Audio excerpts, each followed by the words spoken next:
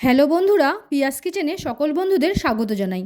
বন্ধুরা, আজ করব বেগুনের ঝাল। ছোট ছোট যে বেগুনগুলো হয় ওই বেগুন দিয়ে একদম সহজ পদ্ধতিতে বানিয়ে ফেলবো বেগুনের ঝাল। এটা তোমরা রাতের ডিনারে বা সকালে ব্রেকফাস্টে খেতে পারো। এই সময় কিন্তু এই বেগুনগুলো খুব বাজারে পাওয়া যায়। আমাদের বাড়িতে এই বেগুনটা আনলেই আমার দুই মেয়ের আবদারে কিন্তু আমি বেগুনের ঝাল বানিয়ে থাকি।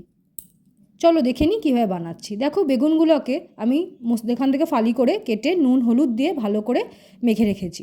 এরপর কড়াইয়ে সর্ষের তেল গরম করে নিয়ে বেগুনগুলো সব ভেজে নিলাম। ভাজতে ভাজতেই সর্ষে আর কাঁচা লঙ্কার একটা পেস্ট বানিয়ে নেব।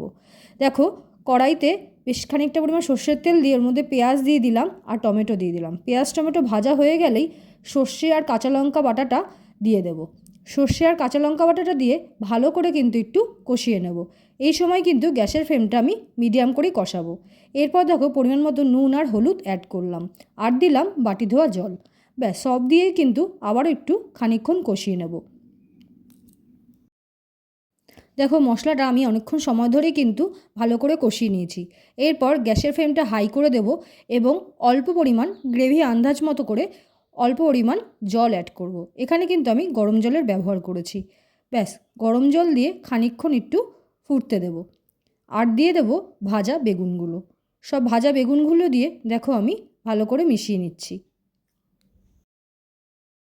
ভাজা বেগুনগুলো দিয়ে গ্যাসের ফ্লেমটা একদম হাই করে দেব, দিয়ে খানিকক্ষণ ফুটিয়ে নেব, 5 থেকে 7 মিনিট। ব্যাস, হয়ে গেল আমাদের বেগুনের ঝাল। এরপর ওপর থেকে কাঁচা সর্ষের তেল দিয়ে পরিবেশন করব। আশা করি তোমাদের এই ভিডিওটা ভালো লাগবে। ভিডিওটি শেষ পর্যন্ত দেখার জন্য সকলকে আমার অসংখ্য ধন্যবাদ। ভিডিওটি ভালো লাগলে একটা লাইক, শেয়ার আর কমেন্ট করো। আর চ্যানেলটা সাবস্ক্রাইব করতে ভুলো না যেন।